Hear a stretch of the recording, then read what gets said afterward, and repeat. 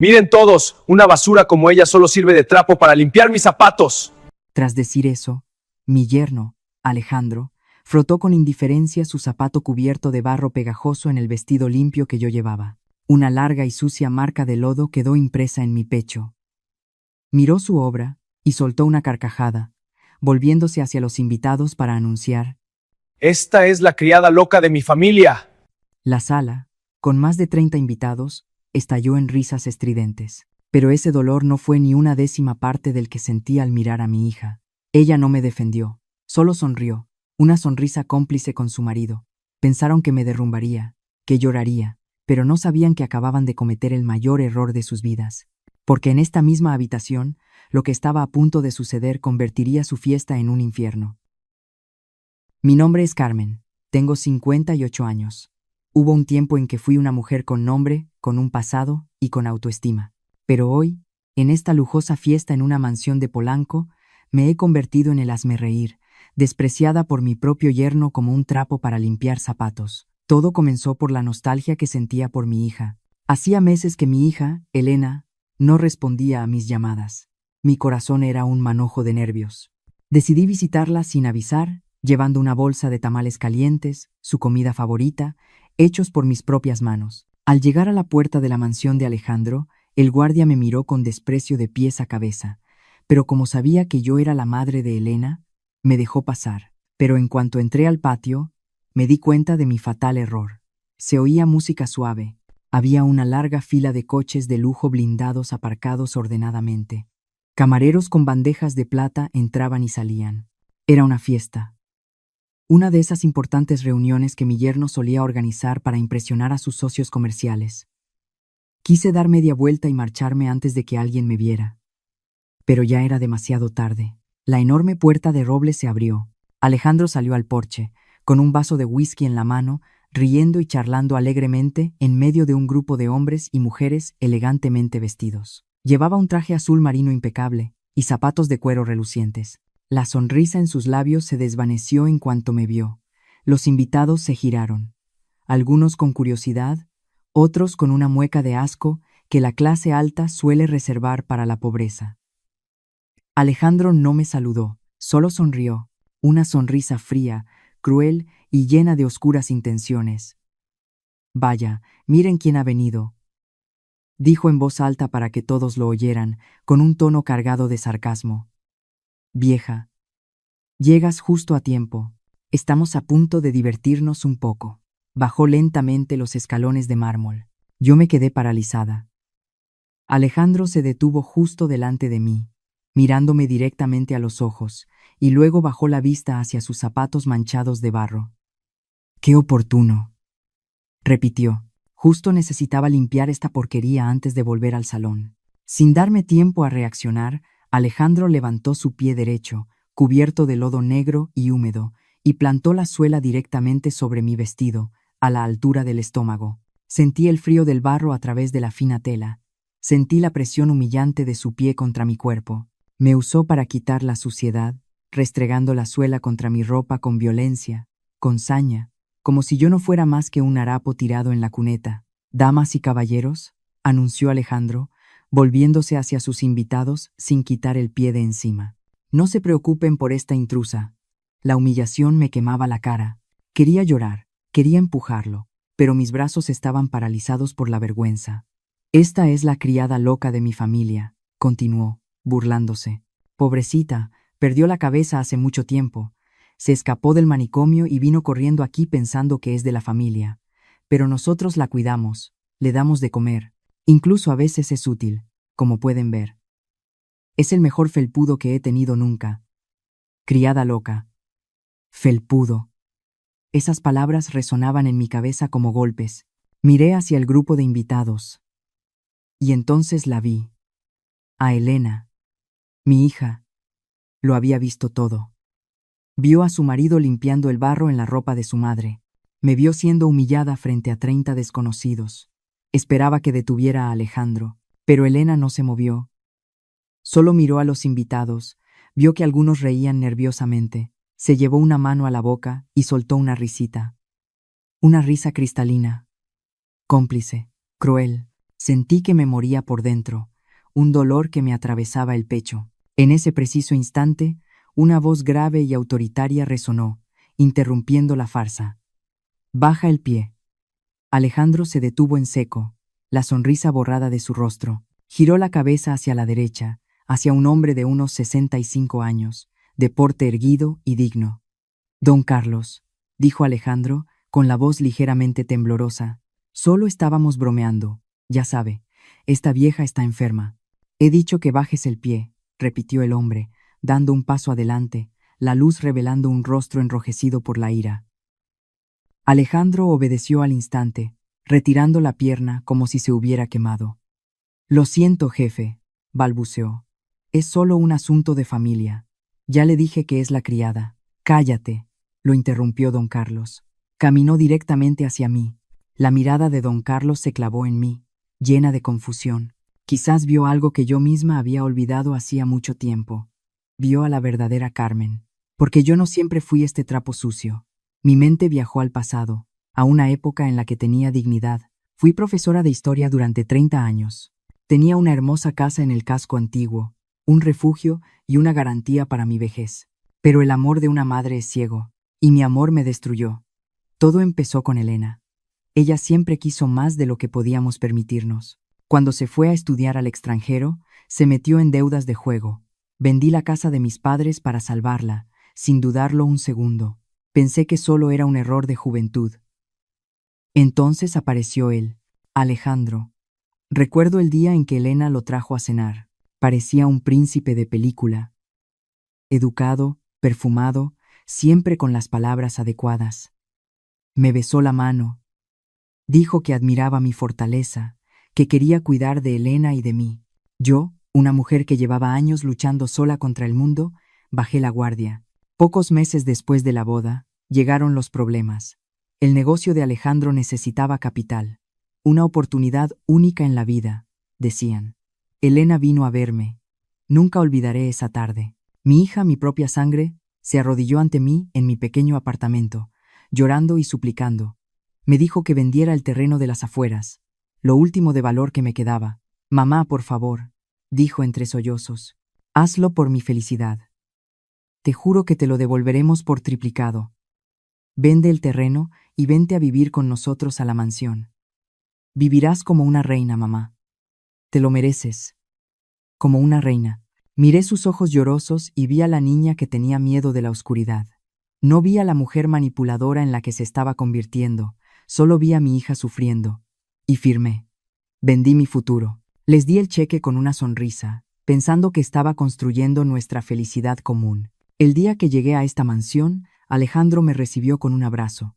Pero una semana después, las sonrisas desaparecieron. Un mes después, me trasladaron al cuarto de servicio, una habitación junto a la cocina que olía a humedad.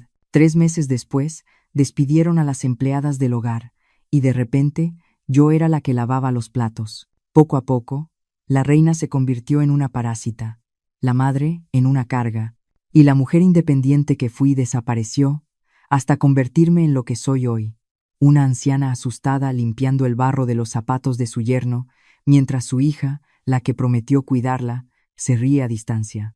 Pensé en la casa, en el terreno, en cada sacrificio, todo para acabar aquí.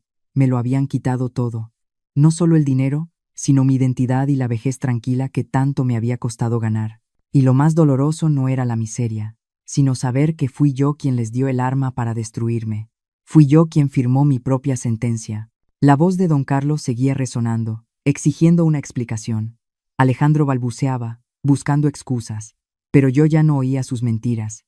Solo escuchaba el eco de mi propia estupidez. Pero mientras me levantaba con dificultad del suelo, sintiendo el dolor en las rodillas, algo cambió. El recuerdo de quién había sido, de la respetada profesora, que no se dejaba pisotear por nadie, comenzó a despertar. Tal vez Carmen no estaba muerta. Tal vez solo dormía bajo el peso de la culpa y el miedo. Y esa noche, con el sabor metálico de la humillación en la boca, sentí que la antigua Carmen estaba intentando gritar.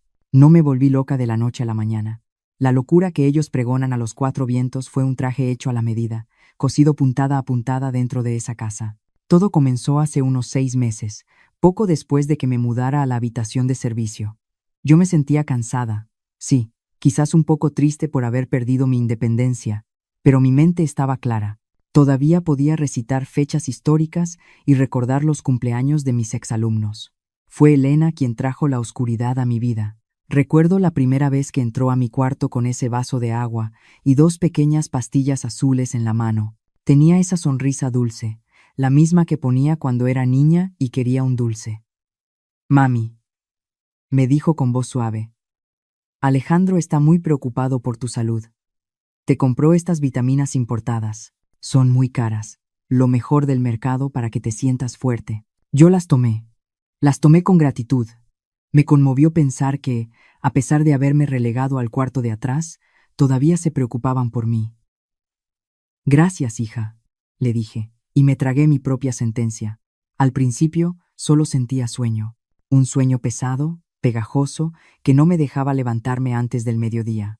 Luego vino la neblina mental. Empecé a olvidar cosas simples. Dejaba las llaves del gas abiertas. Guardaba los zapatos en el refrigerador. Iba a la sala y no recordaba a qué había ido. Mi lengua se sentía pesada dentro de la boca, como si fuera de trapo. Cuando intentaba hablar, las palabras salían arrastradas, incomprensibles. Mamá, estás divagando otra vez, me decía Elena con un tono de paciencia fingida que me helaba la sangre. Alejandro aprovechaba esos momentos de confusión inducida. Sacaba su teléfono celular y me grababa. Me hacía preguntas rápidas que yo no podía procesar. ¿Dónde está el dinero, Carmen? ¿Por qué rompiste el jarrón, Carmen? Yo lloraba de frustración porque no entendía qué pasaba, y él grababa mis lágrimas, mis manos temblorosas, mi mirada perdida. Miren, le decía a los médicos que traía a la casa, médicos que nunca me revisaban bien, solo firmaban papeles. Miren cómo se pone. Es agresiva, no sabe quiénes somos, es demencia senil galopante. Yo quería gritar que no era cierto, pero las pastillas azules me robaban la voluntad. Me convertí en un fantasma en mi propia vida, drogada por mi propia hija cada mañana y cada noche. Pero hubo una tarde, hace apenas una semana, en la que el destino me dio una tregua. Elena se había ido de compras y olvidó darme la dosis de la tarde. Por primera vez en meses, la niebla en mi cerebro se disipó un poco. Sentí sed, mucha sed. Salí de mi cuarto arrastrando los pies hacia la cocina. Al pasar por el despacho de Alejandro, la puerta estaba entreabierta.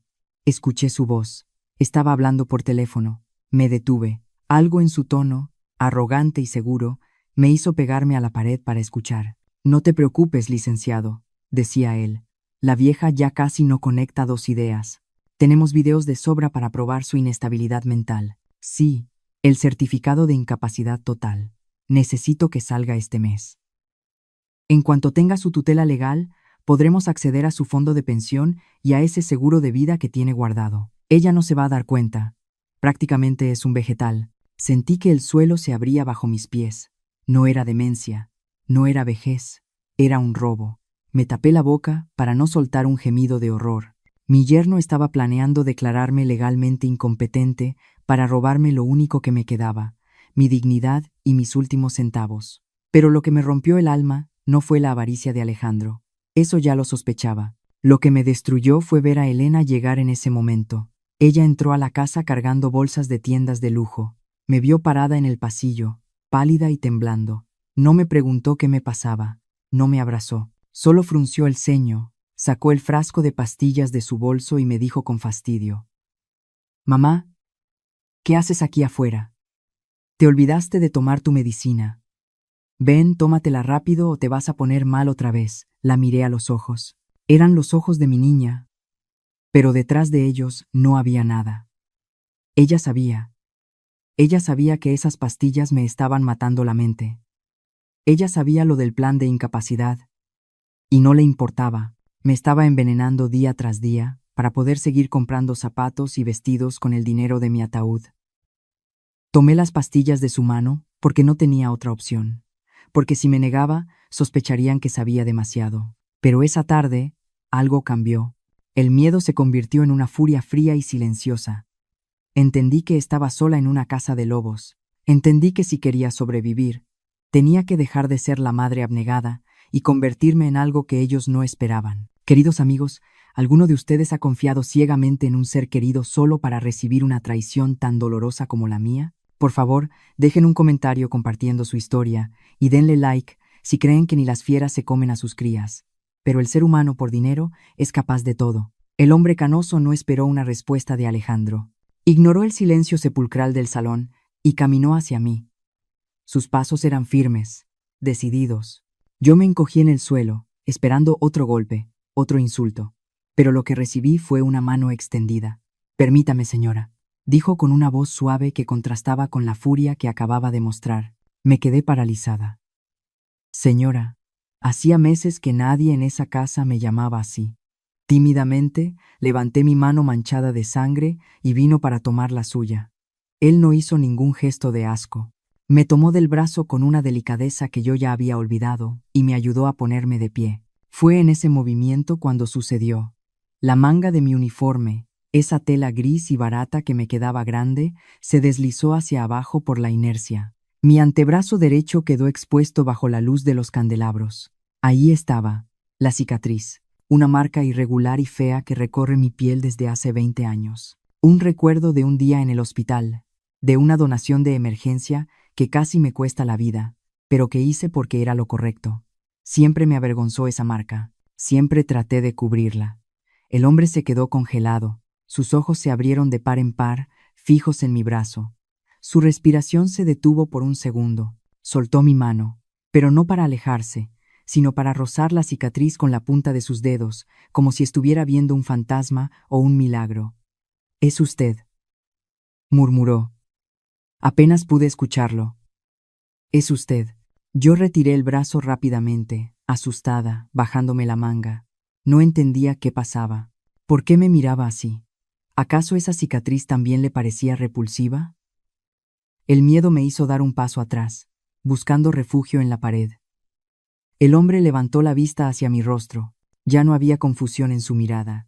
Había algo más: respeto, asombro y una ira fría que ahora dirigía completamente hacia mi yerno.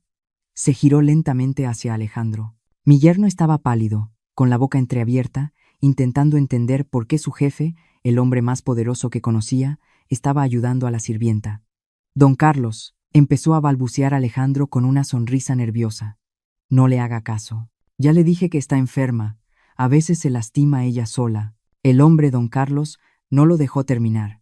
Se acercó a él, invadiendo su espacio personal, y le habló en un tono bajo, casi un susurro, pero que todos en la primera fila pudieron escuchar. «Alejandro», dijo con frialdad, «acabas de cometer el peor error de tu carrera y de tu vida. No tienes idea de a quién acabas de pisar con ese zapato sucio. Reza para que Dios te perdone, porque yo no lo haré». Sin decir una palabra más, don Carlos dio media vuelta y salió de la mansión. No se despidió de nadie. Su salida fue una señal. Los invitados, incómodos y murmurín, empezaron a dejar sus copas en las mesas. Nadie quería quedarse en una fiesta que había sido maldecida por el jefe. En menos de 10 minutos, el gran salón quedó vacío. Solo quedábamos nosotros tres, y el desastre. Alejandro cerró la puerta principal con una fuerza que hizo vibrar el suelo. Se giró hacia mí. Su rostro estaba rojo, desfigurado por la rabia. Ya no tenía que fingir ser el yerno perfecto frente a la sociedad. Ahora era solo el monstruo que yo conocía. Caminó hacia mí a zancadas. Yo intenté protegerme con las manos, pero fue inútil. Su mano abierta impactó contra mi mejilla con violencia. El golpe me tiró al suelo otra vez, justo sobre los vidrios rotos que no había terminado de recoger. Sentí el sabor metálico de la sangre en mi boca. «Maldita vieja inútil», gritó él, escupiéndome las palabras. «Me acabas de costar el respeto de mi jefe. ¿Quién te crees que eres para arruinarme así?» Busqué a Elena con la mirada, suplicando ayuda. Ella estaba de pie junto a la escalera, intacta en su vestido esmeralda. Me miró con una frialdad que me dolió más que la bofetada. No había compasión en sus ojos, solo fastidio. «Mamá, de verdad», dijo ella suspirando, como si yo hubiera roto un plato sin importancia. «Hiciste un escándalo por nada. Arruinaste todo el plan de Alejandro. Ahora va a estar de mal humor semanas. Por favor, vete al sótano». No te quiero ver. Me das vergüenza. Al sótano. Alejandro me agarró del brazo y me arrastró por el pasillo de servicio. No me llevó a mi cuarto. Abrió la puerta pesada que daba a la bodega de vinos, un lugar húmedo y oscuro donde guardaban las cajas viejas. Me empujó escaleras abajo. Caí rodando los primeros escalones hasta detenerme en el suelo frío de cemento. Ahí te quedas hasta que aprendas tu lugar, dijo Alejandro desde arriba. Y no esperes cenar hoy. La puerta se cerró. Escuché el sonido de la llave girando en la cerradura. La oscuridad me tragó por completo. Me quedé allí, tirada en el suelo, con la mejilla ardiendo y el corazón roto, rodeada por el olor a humedad y soledad. Pero en medio de esa negrura, una pregunta seguía brillando en mi mente, débil pero constante. ¿Por qué ese hombre, don Carlos, miró mi cicatriz como si fuera lo más valioso del mundo? El frío del sótano se me metía en los huesos, calándome hasta el alma. No sé cuántas horas pasé tirada allí, ovillada sobre unos costales viejos de harina, temblando en la oscuridad. El hambre me retorcía el estómago, pero más me dolía el corazón.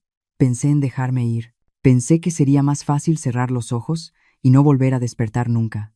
¿Para qué luchar si mi propia hija me había desechado como a un perro viejo? Estaba a punto de rendirme cuando vi una franja de luz colarse por debajo de la puerta. Luego, el chirrido oxidado de las bisagras. Me encogí contra la pared, esperando que fuera Alejandro para terminar el trabajo. Pero no era él. Una figura pequeña y encorvada entró con una linterna en una mano y un plato humeante en la otra. Era Rosario, la mujer que llevaba trabajando en esa casa más tiempo que yo viviendo allí. Rosario, con sus manos callosas y su rebozo gris, siempre había sido silenciosa, una sombra más en la mansión. Pero esa noche, sus ojos brillaban con una urgencia que nunca le había visto. «Coma, señora Carmen», me susurró, arrodillándose a mi lado y poniendo el plato de frijoles y tortillas en el suelo. «Coma rápido, que el patrón está dormido borracho y la niña Elena está encerrada en su cuarto». Yo devoré la comida con desesperación. Mientras comía, Rosario me miraba con una mezcla de pena y miedo. Se acercó más a mí, bajando la voz hasta que fue apenas un hilo de aire. «Usted se siente mejor hoy, ¿verdad?», me preguntó. «Se siente más despierta», asentí, limpiándome la boca con el dorso de la mano. Era cierto. La neblina mental había desaparecido. Mis pensamientos eran claros y afilados por primera vez en meses. «Es porque dejé de dárselas», dijo ella, mirando hacia la puerta para asegurarse de que nadie escuchara. «Hace 3 días que no le pongo el polvo azul en la sopa, ni en el café. La niña Elena me las da cada mañana para que se las mezcle, pero yo las tiro por el desagüe cuando ella no ve».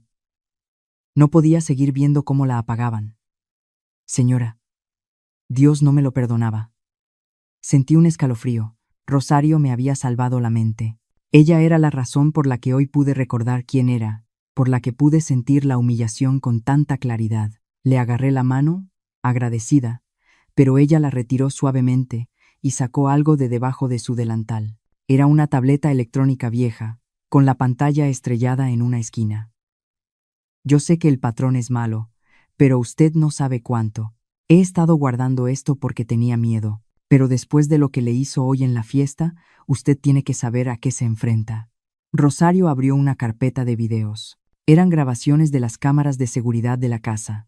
Videos que Alejandro pensaba que se borraban automáticamente, pero que Rosario, o alguien más, había guardado. El primer video era de hace 2 años. En la cocina aparecía Alejandro gritándole a una mujer joven y hermosa. No era Elena.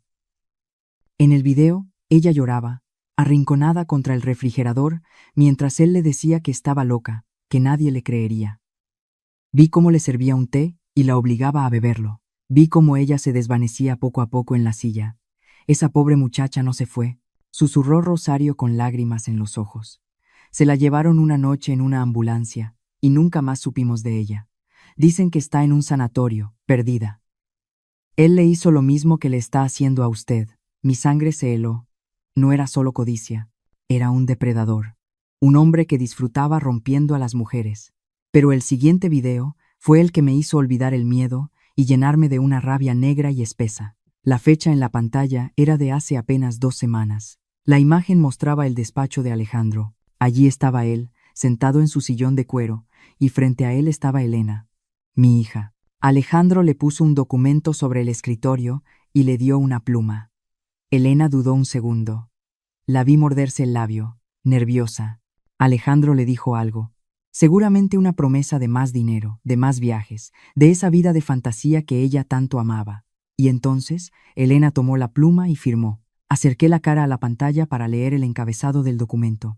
Mis ojos, ya sin la droga, pudieron distinguir las letras borrosas. Contrato de compraventa. Casa de Campo San Miguel. Sentí que me faltaba el aire. No, eso no podía ser. Esa casita en el pueblo no valía millones. Era una choza vieja de adobe que había pertenecido a mi abuela. Era el único lugar que me quedaba. El lugar donde guardaba las fotos de mis padres, donde tenía el pequeño altar con sus cenizas. Era el lugar donde yo pensaba refugiarme si algún día lograba escapar de aquí. Yo les había dicho que esa casa era sagrada, que era mi tumba y mi memoria, y Elena la había vendido. La vi en el video sonreír después de firmar, mientras Alejandro guardaba el papel en un cajón. Esa firma no fue solo un trámite, fue una traición final. Elena no solo había vendido mi pasado para comprarse un futuro vacío, había vendido mis recuerdos, mis muertos, mi única salida. Devolví la tableta a Rosario con las manos temblando, pero ya no era temblor de vieja asustada, era el temblor de la furia. Entendí entonces que si me quedaba quieta, terminaría como la primera esposa, desaparecida, olvidada, loca de verdad. Entendí que el amor de madre tiene un límite, y mi hija lo había cruzado al vender el descanso de mis antepasados. Miré a Rosario a los ojos, bajo la luz tenue de la linterna. Gracias, Rosario, le dije, y mi voz sonó extraña, dura como el acero. Gracias por despertarme. Ya no iba a llorar, ya había llorado suficiente. Ahora tenía que pensar, tenía que sobrevivir, y por primera vez en mucho tiempo, supe exactamente lo que tenía que hacer. Tenía que salir de ese sótano, no como la víctima que ellos creían, sino como la mujer que iba a destruir su castillo de naipes. Rosario me señaló una esquina oscura de la bodega, oculta detrás de unas cajas de vino vacías y muebles rotos cubiertos con sábanas grises. Me dijo que allí estaban las cosas de la señora Isabel, así se llamaba la primera esposa. Isabel, un nombre que nadie mencionaba en la casa, como si pronunciarlo trajera mala suerte. Me acerqué con cuidado, iluminando el camino con la linterna que Rosario sostenía. Había una caja de cartón humedad, sellada con cinta canela que ya se estaba despegando por los años. Con mis dedos entumecidos, abrí la caja. El olor a naftalina y papel viejo me golpeó la cara. Adentro no había gran cosa. Ropa pasada de moda, unos zapatos de tacón desgastados y un bolso de piel que en su momento debió costar una fortuna. Pero en el fondo, debajo de una bufanda de seda, encontré lo que Rosario quería que viera. Un cuaderno de tapa dura, forrado en terciopelo azul. Era un diario. Me senté en el suelo frío y lo abrí. Las primeras páginas estaban escritas con una caligrafía elegante, redonda y firme. Isabel hablaba de amor. Decía que Alejandro era el hombre perfecto, que la trataba como a una princesa, que se sentía la mujer más afortunada de México por haberse casado con él. Hablaba de sus propiedades, de la herencia que le habían dejado sus padres y de cómo Alejandro le había prometido administrarlo todo para que ella no tuviera que preocuparse por nada. Pasé las páginas rápidamente. A mitad del cuaderno la letra empezaba a cambiar. Se volvía temblorosa, picuda, desordenada. Hoy olvidé dónde dejé los cheques, escribió ella. Alejandro se enojó mucho. Dice que estoy perdiendo la cabeza. Me siento tan cansada todo el tiempo. Unas páginas más adelante, el tono de angustia subía. Escucho ruidos en la noche. Alejandro dice que no hay nada, que son mis nervios. Me trajo un té especial que prepara él mismo. Dice que es una receta de su abuela para dormir mejor, pero sabe amargo, sabe a metal. Me lo tomo porque él me mira hasta que me termino la última gota. Se me heló la sangre. Un té. Seguí leyendo, devorando las palabras de esa mujer muerta o desaparecida. Ya no sé qué es real. Hoy firmé unos papeles, pero no recuerdo qué decían. Alejandro me sostuvo la mano porque yo temblaba mucho. Me dijo que si no firmaba, me internaría en el manicomio. Tengo miedo. Creo que me estoy volviendo loca de verdad. Cerré el cuaderno con fuerza. No era locura. Era un guión. Alejandro no improvisaba. Él tenía un método perfeccionado. Buscaba mujeres con dinero o propiedades, mujeres que, como yo o como Isabel, buscaban protección o amor. Las seducía, las aislaba, Las drogaba poco a poco para que parecieran inestables, y luego, cuando ya había conseguido las firmas necesarias, las desechaba. Yo había sido una presa fácil, pero lo que descubrí a continuación me revolvió el estómago más que cualquier veneno. Rosario me tocó el hombro y señaló hacia arriba, hacia una pequeña rejilla de ventilación que daba a la cocina. Era un conducto viejo que permitía escuchar lo que pasaba arriba si uno prestaba atención. Acerqué una caja vieja, me subí con cuidado y miré a través de las rendijas sucias. Allí estaban, en la cocina, bajo la luz blanca y fría de los fluorescentes. Alejandro estaba de pie junto a la isla de mármol, todavía con su traje de fiesta, aunque ya se había quitado la corbata. Parecía agitado, caminando de un lado a otro. Sentada en un banco alto estaba Elena. Mi hija se veía terrible. El maquillaje se le había corrido por el llanto. Tenía los ojos hinchados y la piel pálida, casi grisácea. Ya no tenía esa arrogancia con la que se había reído de mí hacía unas horas. Ahora se veía pequeña, asustada. «Eres una inútil, Elena», decía Alejandro, y su voz llegaba clara a través del conducto. «Tu madre nos arruinó la noche. Don Carlos me va a investigar. Todo esto es culpa tuya por no controlarla. Te dije que le dieras doble dosis hoy». Elena sollozó, escondiendo la cara entre las manos. «Lo hice, Alejandro, te lo juro, se las di. No sé por qué no le hicieron efecto. Tengo miedo. ¿Qué va a pasar con nosotros?» Alejandro dejó de caminar. Se acercó a la estufa donde hervía agua en una tetera de plata. Lo vi sacar un frasco pequeño de su bolsillo interior, un frasco de vidrio ámbar sin etiqueta, idéntico al que yo había visto en mi propia mesita de noche meses atrás. Vertió unas gotas en una taza de porcelana fina. Luego puso una bolsita de té y echó el agua hirviendo. El vapor subió. Incluso desde el sótano pude imaginar ese olor dulzón y engañoso que conocía tan bien. «Tómatelo», dijo él, poniendo la taza frente a Elena. «Es té de tila con mis hierbas especiales. Necesitas calmarte. Estás histérica y así no me sirves». Elena miró la taza. Le temblaban las manos. «No quiero, Alejandro», dijo ella con voz débil. «Ese té me hace sentir rara. Me mareo. Se me olvidan las cosas. El otro día no recordaba dónde dejé el coche».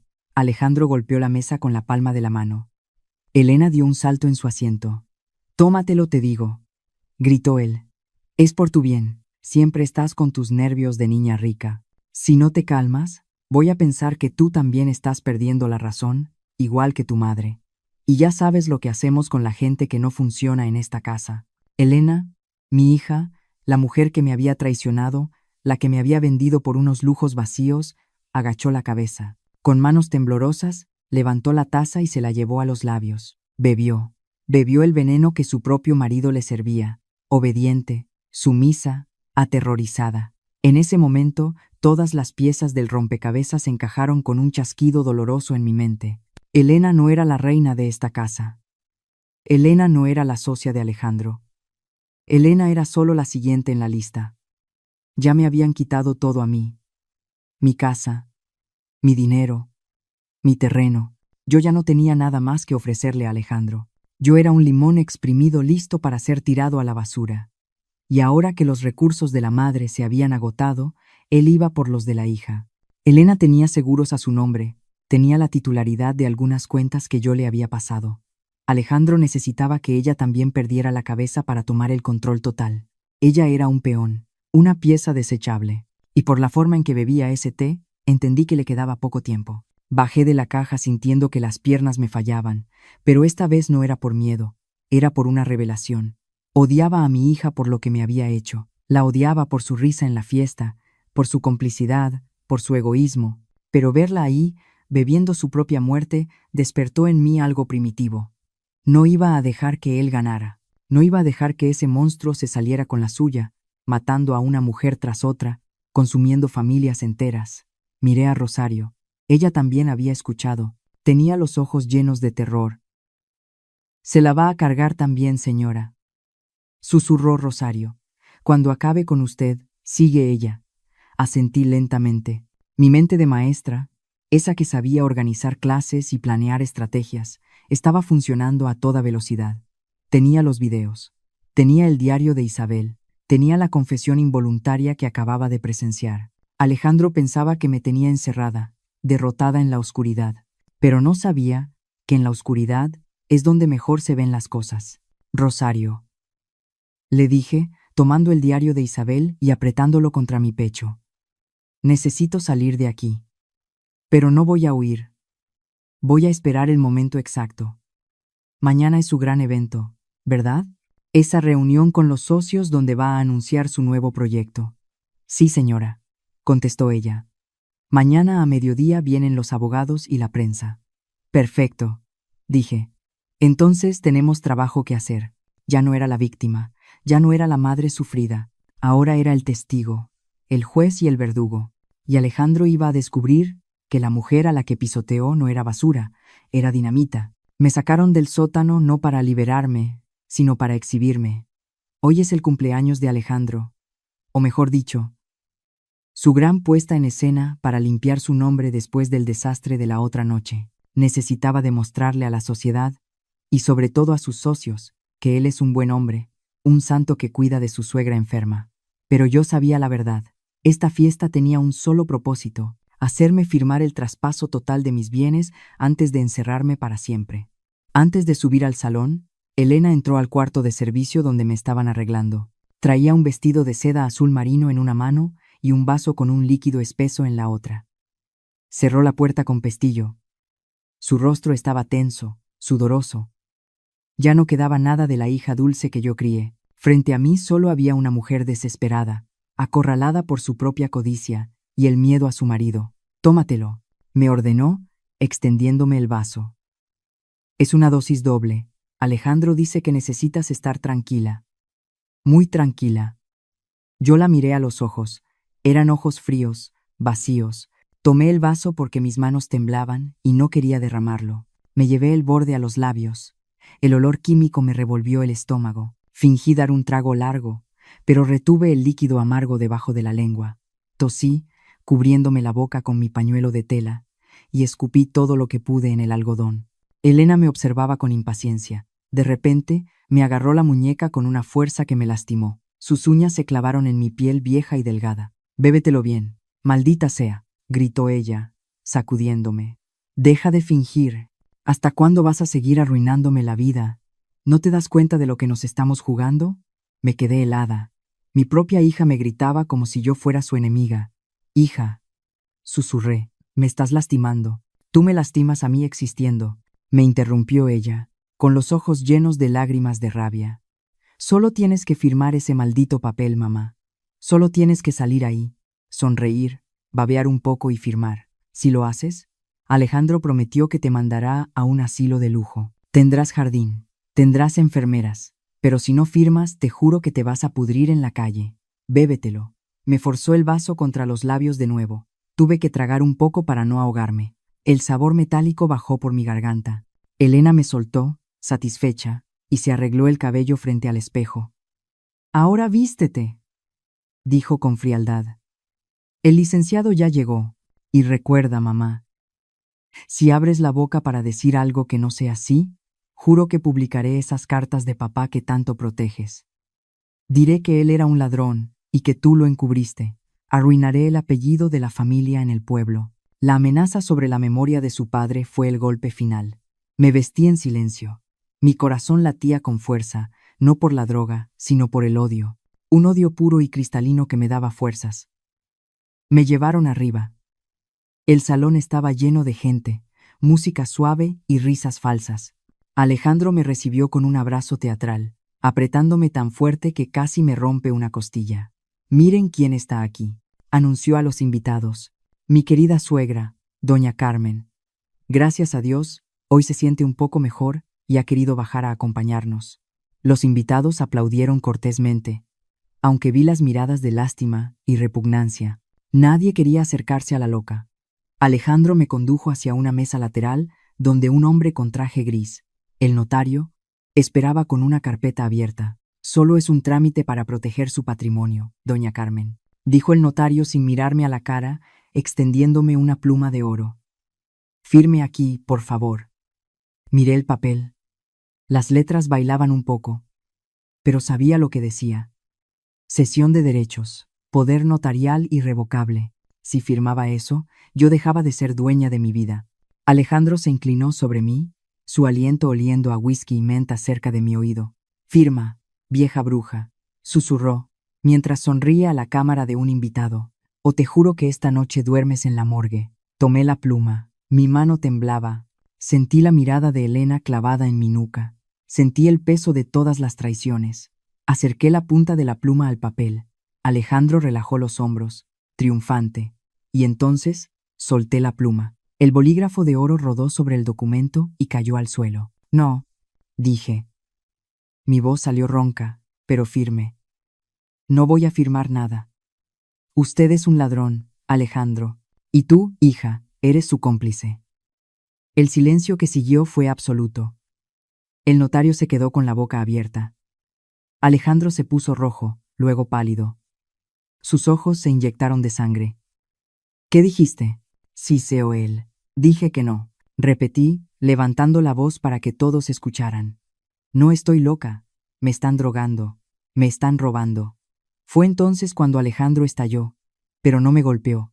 Hizo algo mucho peor. Con un movimiento brusco, agarró el borde de la mesa y la volcó con violencia. Las copas, la botella de agua, los papeles, todo salió volando y se estrelló contra el suelo. ¡Cuidado!, gritó Alejandro, retrocediendo y levantando las manos como si se protegiera. Tiene un cuchillo. Mamá, por Dios, suelta el cuchillo. No me mates. Yo me quedé paralizada. Mis manos estaban vacías. No había ningún cuchillo. Ni siquiera había cubiertos en esa mesa. Pero los invitados no vieron mis manos vacías. Vieron el caos. Vieron la mesa volcada. Vieron al yerno asustado protegiendo al notario. El pánico se apoderó del salón. La gente gritaba. Alguien dijo que llamaran a la policía. Está teniendo un episodio psicótico, gritó Elena, corriendo hacia su marido y abrazándolo, fingiendo llanto. Mamá, por favor, cálmate. No le hagas daño. Yo giré sobre mis talones, buscando a alguien que viera la verdad. Mírenme, le supliqué. No tengo nada. No tengo nada en las manos. Pero nadie me escuchaba. El miedo colectivo es sordo. 2 guardias de seguridad, hombres enormes que Alejandro tenía preparados, se abalanzaron sobre mí. Uno me torció el brazo detrás de la espalda con tal fuerza que sentí un crujido en el hombro. El dolor me hizo gritar. ¡Ahí está!, gritó una señora enjollada. Está gritando como una bestia. Es peligroso. Me tiraron al suelo, presionando mi cara contra la alfombra. Sentí la rodilla del guardia en mi espalda, aplastándome los pulmones. No podía respirar. Solo veía zapatos corriendo, gente alejándose de la loca peligrosa. Levanté la vista desde el suelo. Alejandro estaba de pie sobre mí, arreglándose el saco. Ya no fingía miedo. Me miraba con un desprecio absoluto, con la satisfacción del que ha ganado la partida final. Se dirigió a los guardias y a los invitados, con voz de mártir. Lo siento mucho, amigos. Lamento que hayan tenido que ver esto. Hicimos todo lo posible por cuidarla en casa, pero ya ven que es imposible. Es un peligro para ella misma y para nosotros. Se agachó un poco, acercando su rostro al mío, mientras yo luchaba por tomar aire bajo el peso del guardia. Llévensela, ordenó Alejandro. Al manicomio.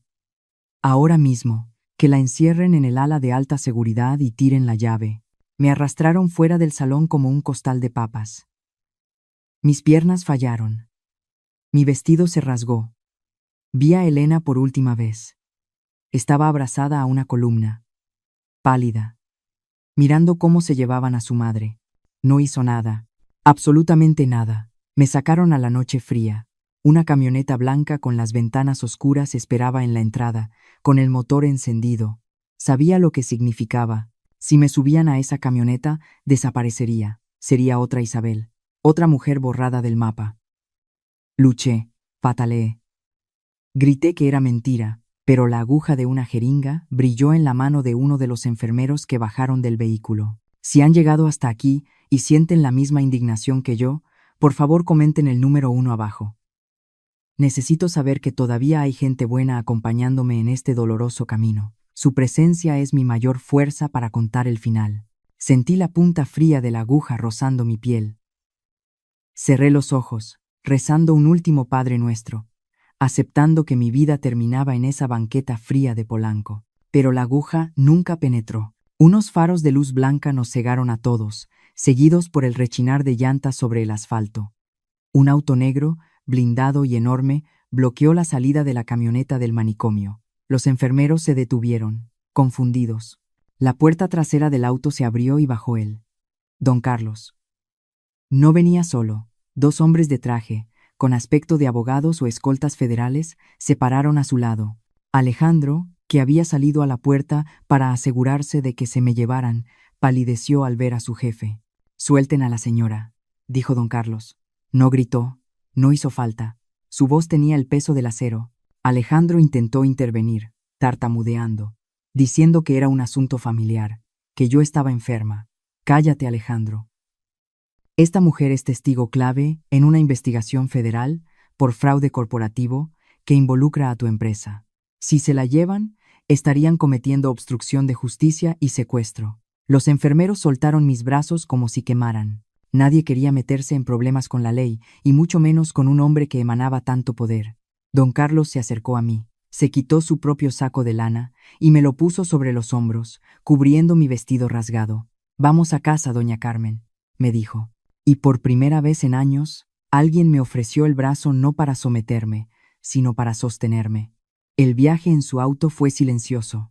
Yo no podía dejar de temblar, acurrucada en el asiento de cuero que olía a madera y tabaco fino.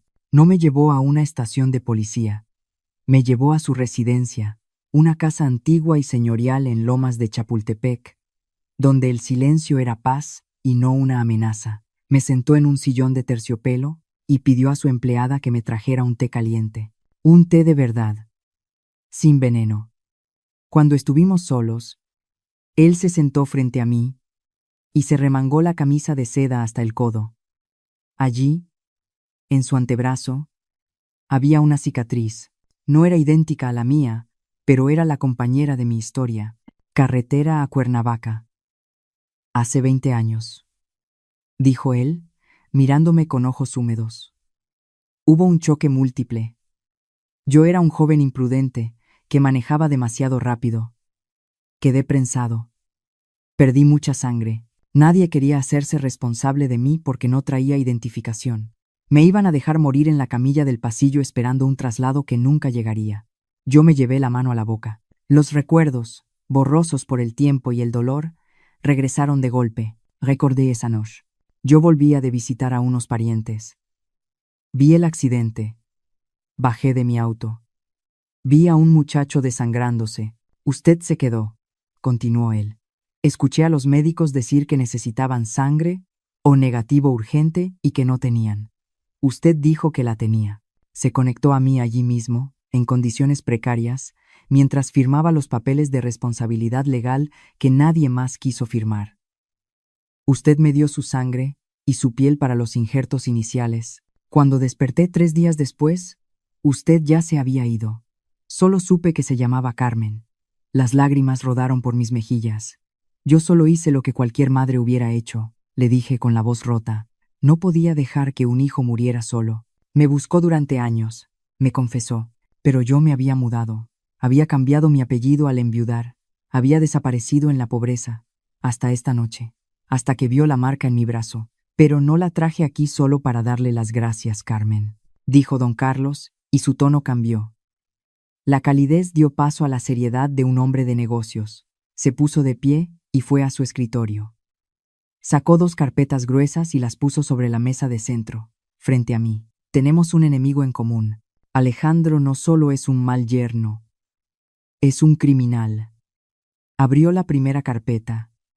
Estaba llena de números, estados de cuenta y correos electrónicos impresos. Llevo meses sospechando que alguien desvía fondos de mi empresa. Millones de pesos maquillados como gastos operativos y consultorías fantasmas. Alejandro ha estado robándome, Carmen. Ha estado construyendo su imperio de papel con mi dinero y con el patrimonio de las mujeres a las que engaña. Luego, con más delicadeza, abrió la segunda carpeta. La etiqueta decía Isabel Martínez. Mis investigadores consiguieron esto hoy mismo, después de que usted me alertara con su mirada en la fiesta. Alejandro le dijo a todo el mundo que su primera esposa se había ido con otro hombre, o que estaba desaparecida. Don Carlos señaló una hoja de defunción con un sello oficial. Isabel no desapareció. Murió hace 2 años en un sanatorio mental clandestino en las afueras de la ciudad. La causa oficial fue paro cardíaco, pero el reporte de toxicología, que Alejandro pagó para ocultar, muestra niveles letales de antipsicóticos y sedantes. La misma mezcla que trataron de darle a usted. Sentí un frío sepulcral recorriendo mi espalda. La confirmación de la muerte de Isabel hacía que todo fuera real y aterrador. Yo había estado a minutos de compartir su destino. Él no va a parar, Carmen, dijo don Carlos, cerrando la carpeta con fuerza. Ahora va por su hija. Elena es la siguiente titular de las cuentas donde él esconde el dinero robado. Cuando él tenga el control total, ella será un estorbo. Miré a don Carlos. Ya no veía al desconocido imponente. Veía a un aliado. Veía la espada que Dios había puesto en mi mano. Pensé en Elena, en su traición, pero también en su estupidez. Pensé en Alejandro y en su sonrisa de suficiencia. ¿Qué tengo que hacer?, pregunté, secándome las lágrimas y enderezando la espalda. Don Carlos sonrió. Fue una sonrisa triste pero feroz. Usted va a descansar esta noche, doña Carmen. Va a dormir en una cama limpia y segura. Y mañana usted y yo vamos a terminar lo que Alejandro empezó. Él quería un espectáculo para sus socios. Mañana le daremos uno que nunca olvidará. Mientras yo dormía protegida en la seguridad de la casa de don Carlos, en la mansión de mi yerno se desataba el infierno silencioso de la sospecha. Alejandro estaba acorralado. La intervención de su jefe lo había dejado paranoico, errático, y cuando un depredador se siente atrapado, se vuelve más peligroso para quienes tiene cerca. Esa noche, la presa dejó de ser la suegra molesta para convertirse en la esposa inútil. Elena me confesó después que esos 2 días fueron los más largos de su vida. Alejandro ya no la miraba con amor fingido, ni siquiera con deseo. La miraba con cálculo, como quien evalúa el precio de un mueble viejo que estorba. La primera noche sin mí, él llegó a la habitación matrimonial con una taza humeante en las manos. Le dijo que la notaba tensa, que sus nervios estaban destrozados por el escándalo que yo había provocado en la fiesta. Le dijo, con esa voz suave que antes la enamoraba y ahora le erizaba la piel, que necesitaba dormir profundamente para estar fresca para la prensa. Elena tomó la taza. El aroma era dulce, empalagoso, con notas fuertes de hierbas que apenas disfrazaban un olor químico, metálico. Ella se llevó la porcelana fina a los labios, pero se detuvo. En su mente resonaron mis palabras, esas que grité mientras me arrastraban. Me están drogando. Recordó las miradas furtivas de Rosario, la empleada, y cómo la anciana tiraba el té por el fregadero cuando nadie veía. El miedo, ese instinto primario que a veces tardamos tanto en escuchar por comodidad, finalmente se despertó en ella. Aprovechó que Alejandro entró al baño para vaciar el contenido de la taza en la maceta de una orquídea blanca y costosa que adornaba el buró junto a la cama. Cuando él salió, ella fingió dormir. 2 días después, la planta estaba muerta. No estaba simplemente marchita por falta de agua, estaba quemada. Las hojas, antes verdes y carnosas, colgaban negras, secas y retorcidas, como si alguien les hubiera inyectado ácido en las venas. La tierra despedía un olor agrio. Elena se quedó petrificada mirando esa flor muerta bajo la luz de la mañana. Si eso le hacía ese té a una planta resistente en 48 horas, ¿qué le estaría haciendo a su cerebro, a su cuerpo, día tras día? El terror la impulsó a moverse. Esperó a que Alejandro saliera a una de sus reuniones de emergencia con sus abogados para intentar salvar su reputación. Con el corazón golpeándole las costillas como un tambor, Elena entró al despacho de su marido. Ese lugar siempre había estado prohibido para ella. Alejandro le decía que eran cosas de hombres, que ella no tenía cabeza para los negocios, que se dedicara a gastar y a verse bonita. Pero el miedo la hizo valiente. O quizás, simplemente, desesperada. Revolvió los cajones del escritorio de caoba maciza. Al principio solo encontró estados de cuenta de bancos en el extranjero, facturas de hoteles de lujo en la playa y recibos de joyas que ella nunca había recibido. Pero en el fondo del último cajón, debajo de una pila de carpetas viejas con nombres de empresas fantasma, encontró un sobre manila sin marcar. Lo abrió con manos temblorosas, rompiendo el sello con urgencia. Era un borrador legal recién redactado, un testamento y un poder notarial irrevocable. Leyó las cláusulas y sintió náuseas. Tuvo que apoyarse en el escritorio para no caer. El documento estipulaba que, en caso de fallecimiento o incapacidad mental permanente de la señora Elena, la totalidad de los bienes, incluyendo la herencia materna, las propiedades y los seguros de vida millonarios, pasarían a ser propiedad única y exclusiva del señor Alejandro. Incapacidad mental. Las mismas palabras que usaron conmigo. Las mismas palabras que, según el diario que yo leí, usaron con Isabel. Él no estaba esperando a que ella enfermara por desgracia. Él estaba planeando su locura. Estaba construyendo su viudez paso a paso. Siguió buscando, frenética, tirando papeles al suelo. En una pequeña caja fuerte que Alejandro había dejado entreabierta por descuido o arrogancia, encontró una cajita de terciopelo rojo gastado. Pensó que sería una joya escondida para ella, una disculpa por los gritos de los últimos días. Pero al abrirla, el aire se le escapó de los pulmones. Encontró un anillo de oro blanco, sencillo, con un diamante pequeño. En el interior había un grabado: Alejandro e Isabel, amor eterno. Era el anillo de la mujer muerta, el trofeo del asesino. Y junto al anillo, rodando en el fondo de la caja, había un frasco pequeño de vidrio oscuro, sin etiqueta comercial, lleno hasta la mitad de un líquido transparente y denso. Elena lo destapó. El olor era el mismo olor que salía de su té cada noche. El arma del crimen guardada junto al recuerdo de la víctima. Elena entendió entonces que su vida de princesa era una mentira. Entendió que su castillo era un matadero y que ella era el ganado engordado listo para el sacrificio. El hombre al que amaba, por el que había vendido a su madre, no existía. Solo existía un verdugo que la miraba con impaciencia, contando los días para cobrar el cheque. El pánico la dominó por completo. Las lágrimas le nublaron la vista. Corrió al teléfono fijo del escritorio, ya que Alejandro le había quitado el celular con la excusa de que la radiación le hacía daño a sus nervios. Marcó mi número. 1, 2, 3 veces. En la casa de don Carlos, mi celular vibró sobre la mesa de la cocina donde yo revisaba las pruebas con los abogados. Podía imaginar su llanto, su súplica, su arrepentimiento repentino nacido no del amor, sino del miedo a morir. Don Carlos me miró, esperando mi reacción. Sus ojos me preguntaban si iba a ceder, si iba a correr a salvar a la niña que se había reído de mi dolor. Yo miré el teléfono iluminarse y apagarse. No contesté. No podía contestar. Ella necesitaba sentir ese vacío. Necesitaba sentir, aunque fuera por una hora, la soledad absoluta y helada a la que me había condenado a mí en ese sótano. Necesitaba entender que cuando uno quema los puentes, no puede esperar cruzarlos de regreso cuando empieza a llover fuego.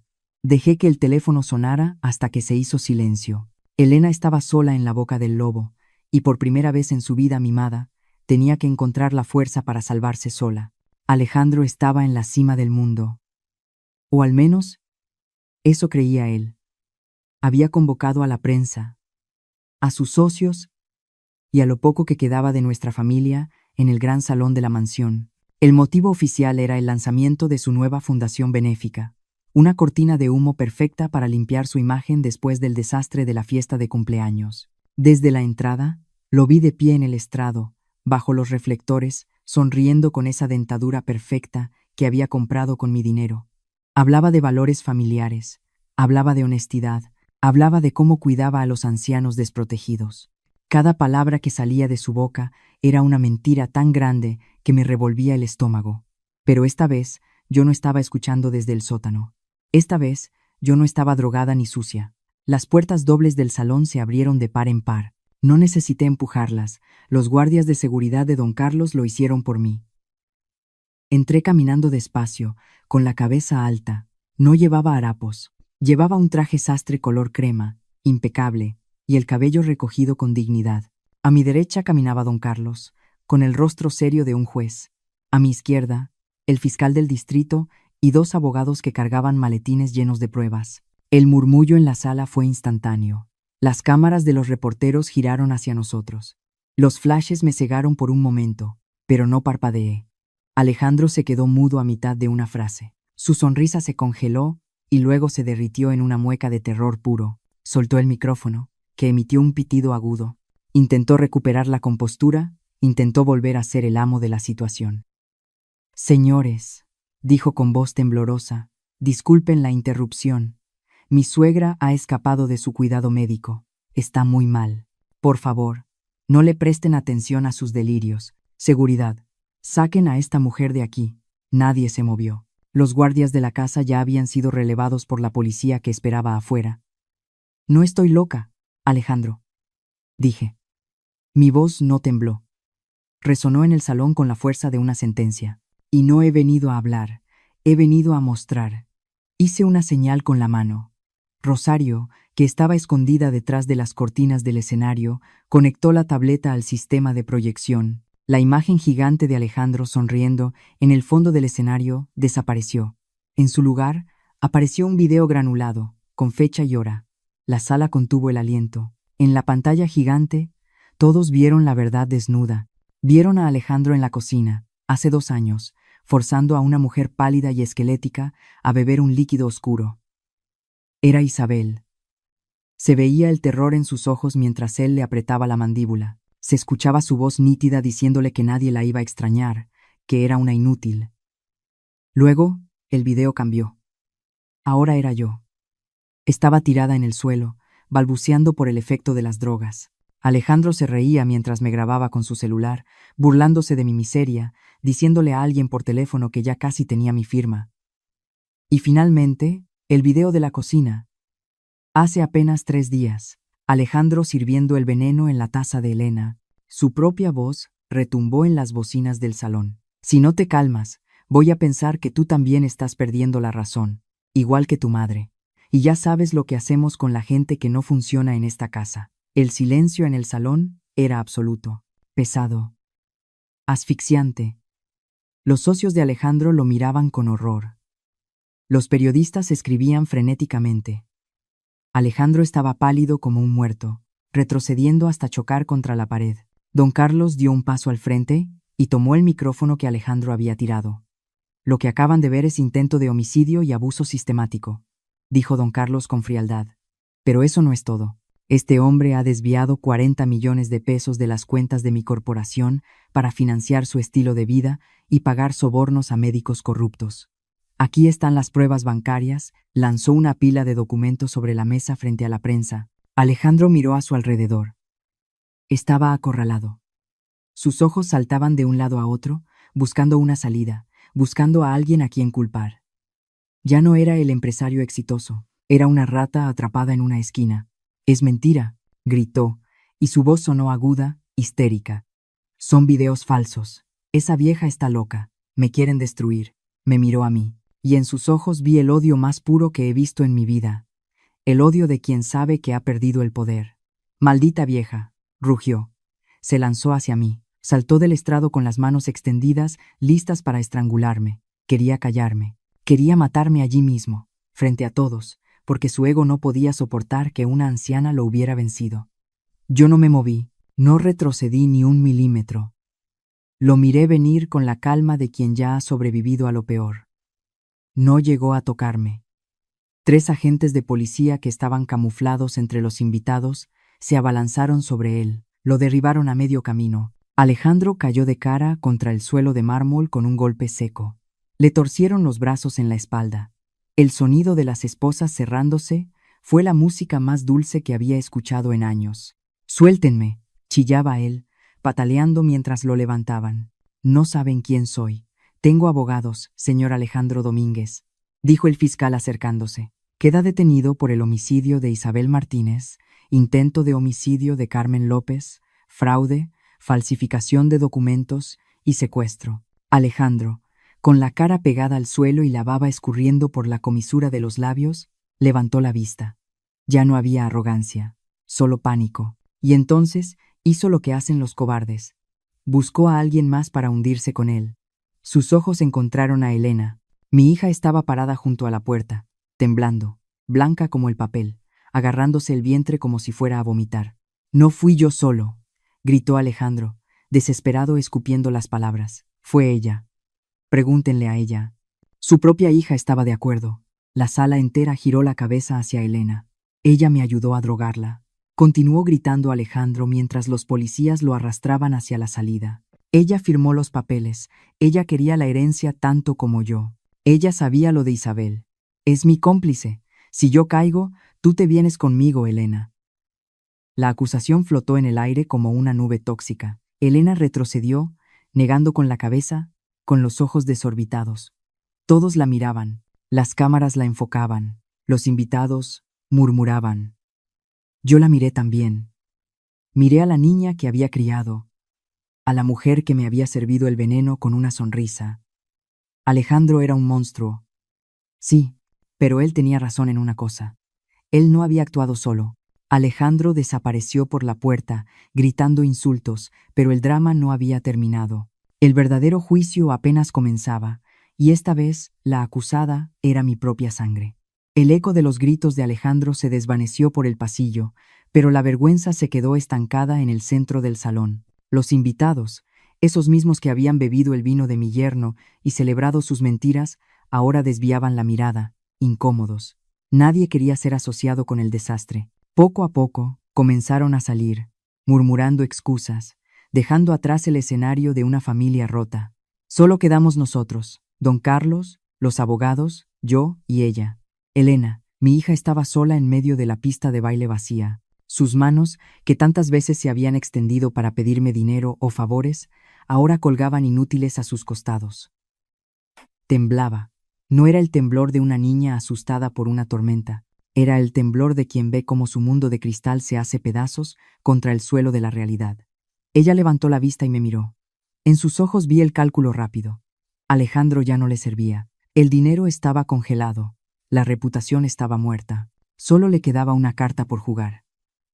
Se lanzó al suelo, arrodillándose a mis pies, sin importarle manchar su vestido de diseñador en el mismo lugar donde su marido había sido arrestado. Se aferró a mis piernas con desesperación, llorando a gritos.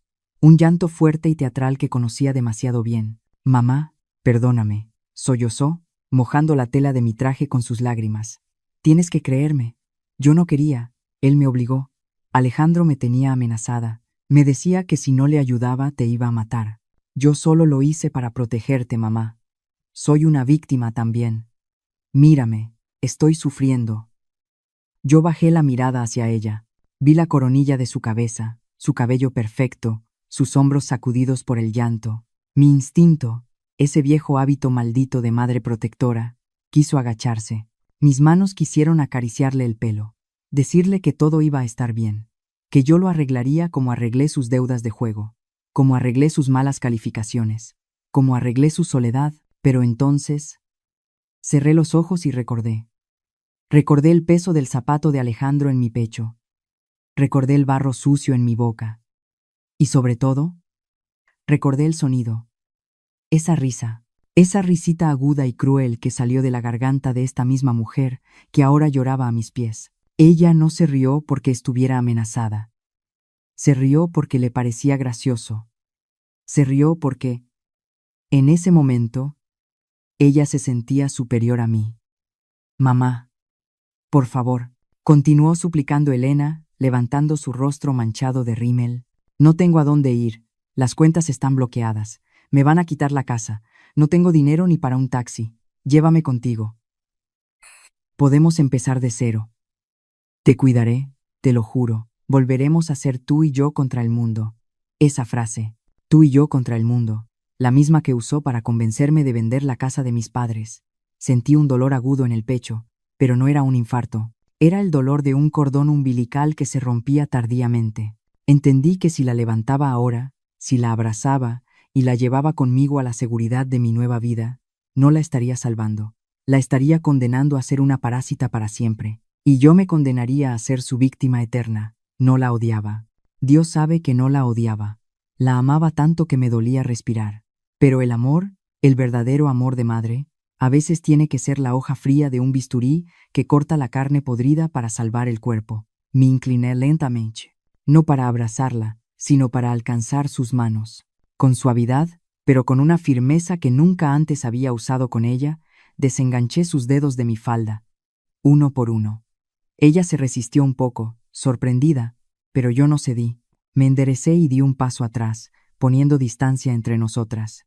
1 metro de aire que se sentía como un abismo. Elena se quedó de rodillas, con las manos vacías en el aire, mirándome con incredulidad. «Mamá», susurró. La miré a los ojos, secos de lágrimas por mi parte. Mi voz salió tranquila, profunda, cargada de una tristeza antigua pero limpia. Te puedo perdonar porque soy tu madre, le dije. Mi corazón ya te perdonó en el momento en que naciste. Pero la vida, Elena, la vida no te va a perdonar tan fácil. Y yo no voy a interferir en su lección esta vez. Elena abrió la boca para protestar, pero levanté la mano para detenerla. Te reíste, continué. Te reíste cuando me pisoteaban. Te reíste cuando me llamaron loca. Esa risa, hija mía, te costó tu lugar a mi lado. Ahora tienes que aprender a llorar. Tienes que llorar mucho para lavar esa mancha de tu alma, y tienes que hacerlo sola. No, mamá, no me hagas esto, gimió ella, volviendo a extender los brazos. No tengo nada, soy pobre. Tienes 2 manos, dije señalándola. Tienes 2 piernas sanas. Tienes la juventud que yo gasté trabajando para ti. Yo a tu edad limpiaba pisos para pagarte las clases de ballet. Ahora te toca a ti descubrir cuánto cuestan las cosas de verdad. Me giré hacia don Carlos, que observaba la escena con respeto silencioso. Le hice un gesto indicando que estaba lista para irme. No te voy a llevar conmigo, Elena. Terminé, sin mirar atrás. No vas a vivir de mis ahorros ni de mi lástima. Busca un trabajo, busca un techo. Y cuando hayas construido algo que sea tuyo, algo honesto, búscame. Quizás entonces podamos hablar de madre a hija, pero hoy no. Hoy eres una extraña que necesita crecer. Empecé a caminar hacia la salida. Escuché sus gritos a mi espalda, llamándome mala madre, gritando que la estaba abandonando. No volteé, porque sabía que si volteaba, volvería a ser la alfombra. Y yo había decidido, por fin, ser una mujer. Salí a la noche de la ciudad, dejando atrás a mi hija arrodillada en el mármol frío, aprendiendo por primera vez en su vida que las acciones tienen consecuencias y que el silencio de una madre, cuando se rompe, puede ser el juicio más devastador de todos. Han pasado 12 meses desde aquel día en la corte. Las estaciones han cambiado. Las hojas de los árboles han caído y vuelto a nacer. Y mi vida ha seguido el mismo ciclo. Ayer leí en el periódico, en una nota breve de la página policial, que a Alejandro le dictaron sentencia definitiva. Cadena perpetua. El juez fue implacable. Lo encontraron culpable de la muerte de Isabel y de los crímenes que intentó cometer contra mí. Ya no usa trajes de seda italiana ni relojes de oro. Ahora viste un uniforme beige en una celda de concreto. Su avaricia, que parecía un pozo sin fondo, ahora tiene límites físicos muy claros. Dicen que el dinero puede comprar la cama más lujosa del mundo, pero nunca podrá comprar un sueño tranquilo. Alejandro tendrá muchas noches de insomnio para reflexionar sobre eso, para entender que la verdadera riqueza no es lo que tienes en el banco, sino la paz que tienes en el alma. ¿Y Elena? Mi hija no terminó tras las rejas, pero vive en una prisión diferente, la prisión de la realidad. La vi hace un par de semanas, desde lejos, sin que ella me notara. Trabaja de mesera en una cafetería del centro. Llevaba el uniforme manchado de salsa y se veía cansada. Muy cansada. La vi contando las monedas de las propinas con una ansiedad que antes le era ajena. No me acerqué. Me costó trabajo, porque el corazón de madre siempre quiere correr a salvar a sus críos. Pero me contuve. Entendí que su castigo es su medicina. Ella está aprendiendo, por primera vez en sus 30 años, lo que cuesta ganar un peso honrado. Está aprendiendo que la gratitud hacia los padres es la raíz de la prosperidad. Ella cortó esa raíz por ambición, y como consecuencia, su árbol se secó. Espero que algún día, con su propio esfuerzo y sus propias lágrimas, pueda volver a florecer. Pero ese camino lo tiene que recorrer sola. Yo tomé mis propias decisiones. Recuperé la casa de mis padres tras ganar el juicio civil, pero no volví a vivir ahí. Había demasiados fantasmas. La vendí. Con el dinero, hice 2 cosas muy importantes.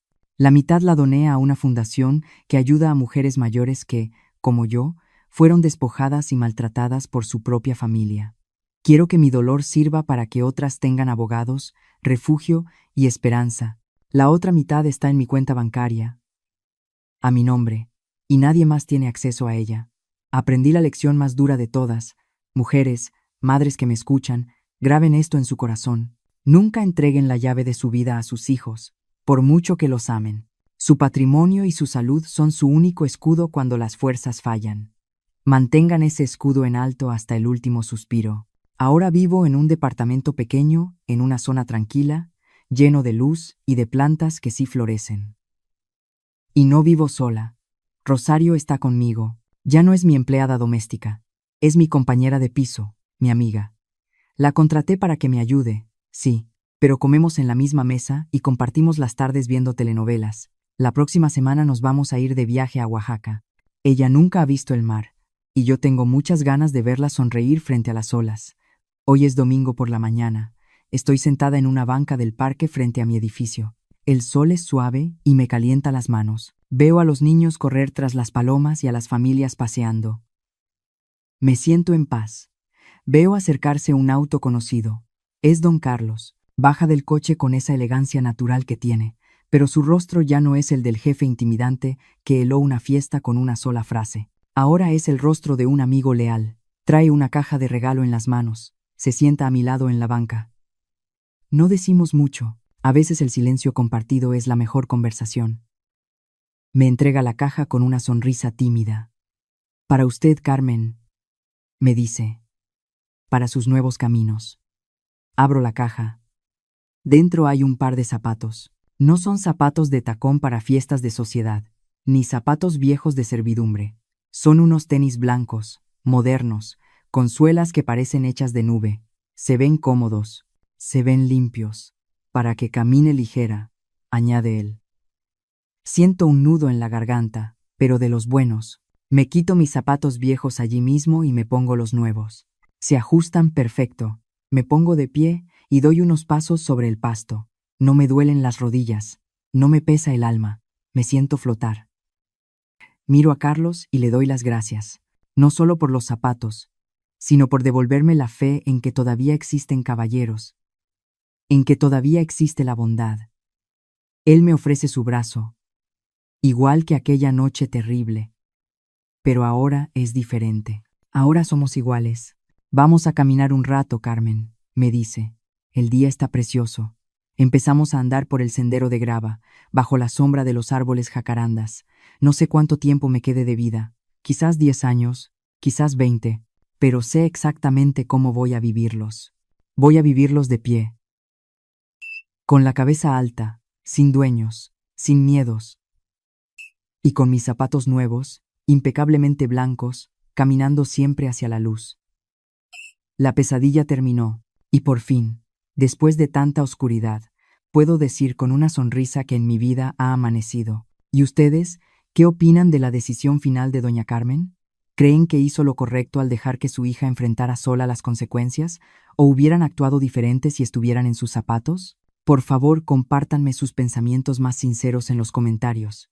Créanme que leo cada una de sus palabras con mucho cariño y atención. Si esta historia les tocó el corazón o les dejó una enseñanza, no olviden regalarme un me gusta, compartir el video con sus seres queridos y suscribirse al canal para que no se pierdan nuestros próximos relatos. Nos escuchamos en la siguiente historia. Somos Historias del Suspiro, usando las historias para caminar junto a ustedes a través de los años, reencontrando la paz y la fortaleza en el alma.